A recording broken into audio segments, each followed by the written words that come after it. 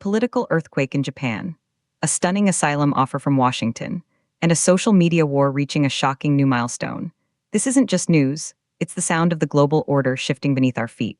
In the last 24 hours, Japan's new Prime Minister, Sani Takaichi, has called a snap election after just 3 months in power, dissolving parliament this Friday. But this shock move is just one piece of a much larger, more dangerous puzzle. Some see a world where strongmen are consolidating power and alliances are fracturing. Others argue this is simply the messy reality of modern democracy. Who's right? The answer will define our future.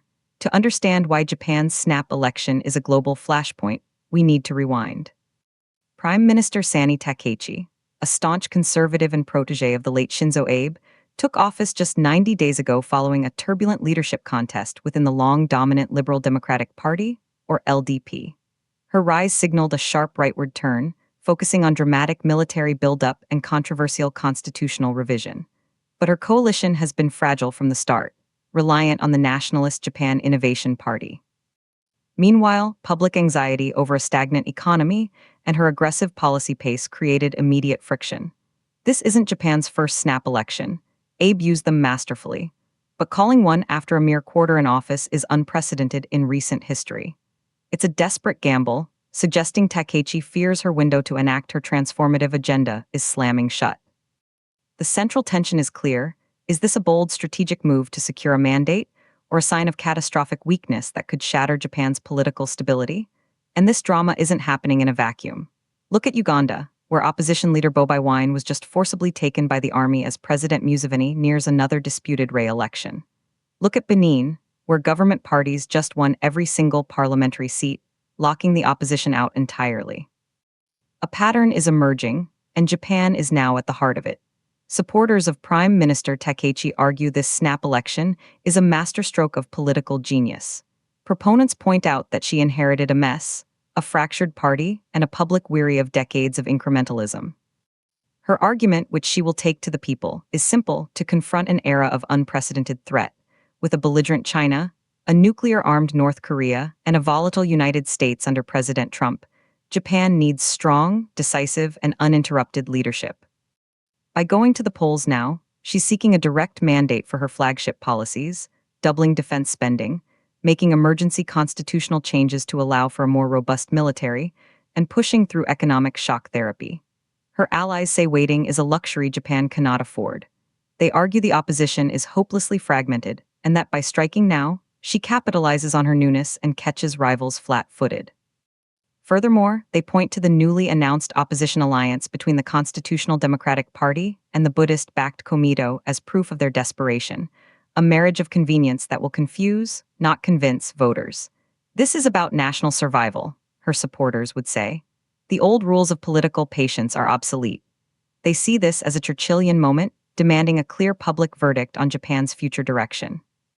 And they are betting that the Japanese electorate, feeling the heat of regional tensions, will choose strength and certainty over hesitation. But wait, there's another side to this story. Critics, however, see this move as a sign of profound failure and dangerous instability. Opponents counter that a 3-month premiership is not a record of achievement, it's a probation period. They argue Takaichi is running from her record, not on it. Her internal party support is reportedly shaky, with old guard LDP figures uneasy about her rapid pace. By dissolving parliament, she is effectively avoiding a potential no-confidence motion or internal coup. Skeptics point out that her polling numbers have already begun to soften as the reality of her hardline policies sets in. The newly formed opposition bloc, while an underdog, represents a crucial consolidation. As Professor Sadafumi Kawato notes, at best, this alliance could make the election a close battle, something the ruling coalition hasn't faced in years. Critics also highlight the global context. This looks less like strong leadership and more like the autocratic playbook we're seeing elsewhere. Forcibly removing an opposition leader like Bobi Wine in Uganda, securing 100% of parliament seats like in Benin, dissolving a legislature at the first sign of trouble. These are not signs of democratic health. The counter-argument is that Takaichi is putting her own political survival above national stability, risking a chaotic election that could paralyze Japan at the worst possible time. This is not strength, it's panic, her detractors claim. They warn that a weakened or embattled Japan, distracted by a bitter domestic fight, is a gift to adversaries in Beijing and Pyongyang. So who's right? Let's look at the evidence. The data and expert analysis paint a nuanced, but concerning, picture. First, the political mechanics. The opposition's new, centrist bloc is a direct challenge to Takechi's right-leaning coalition. But as Mikitaka Masayama of the National Graduate Institute for Policy Studies states, for them to win, swing voters must be convinced that the Komeito CDP bloc can be trustworthy. He calls this a scenario of low possibility. Professor Kawato is even more blunt, predicting the opposition will gain seats, but not enough to overwhelm the ruling bloc. The evidence suggests a probable outcome. The LDP-led coalition retains power, but with a reduced majority, leaving Takechi wounded and her agenda in jeopardy. Now, zoom out to the global data point that changes everything: the Trump administration's discussion of offering asylum to British Jews. Robert Garson, Trump's personal lawyer, declared the UK no longer a safe place for Jews. This isn't just a foreign policy story. It signals a Washington willing to openly question the democratic stability and social cohesion of its closest allies. For Japan, a country that has relied utterly on the US security umbrella, this is a terrifying precedent. If Washington sees London as unstable, what does it think of a Japan potentially plunging into political chaos? This evidence frames Japan's election not as an isolated event, but as a stress test for the Western-led alliance system at a time when its leader, President Trump, is actively redefining its terms. The reality is more complex than either side admits. Takechi's gamble is indeed a sign of weakness, not strength, a preemptive strike against her own party's doubts. However, her critics likely overstate the immediate chance of an opposition victory. The probable result is political paralysis, a weakened prime minister with a weakened mandate, trying to push through radical change. This is the worst of both worlds. What most people miss is how this internal Japanese drama collides with the volatile new era of Trump's second term.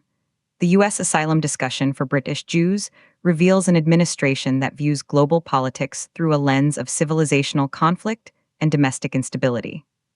For Japan, this means its traditional shelter is now led by a president who may have less patience for allyship drama. The uncomfortable truth is this: Japan's snap election isn't just about Japan. It's a litmus test for whether democratic institutions can function with agility in a world where strongman politics and sudden, disruptive moves are becoming the norm. The system is straining, from Kampala to Cotonou to Tokyo. For ordinary people, this means continued uncertainty. Japanese families will face a blistering, shortened campaign that focuses on existential security threats rather than kitchen table issues like inflation or wages.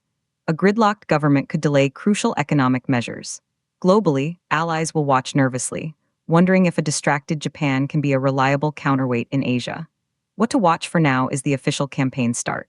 Can the opposition bloc present a coherent, compelling alternative? Will Takechi's nationalist rhetoric rally the base or alienate the center? And most crucially, how will the Trump administration react? Will it offer supportive tweets for a fellow conservative, or will it see turmoil and decide to pursue more unilateral deals, perhaps with North Korea, leaving Japan exposed? The next 4 weeks will reshape Pacific power dynamics.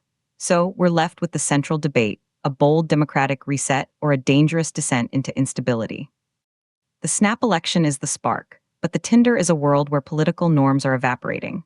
Now I want to hear from you. Are you Team A, believing tough times demand tough, immediate decisions? Or Team B, seeing this as a reckless gamble with democracy itself? Drop a comment below. Drop a 1 if you agree with side A, 2 if you agree with side B. Share this with someone who needs to see both sides of this story. Subscribe to Kenya News Update today for more breaking news.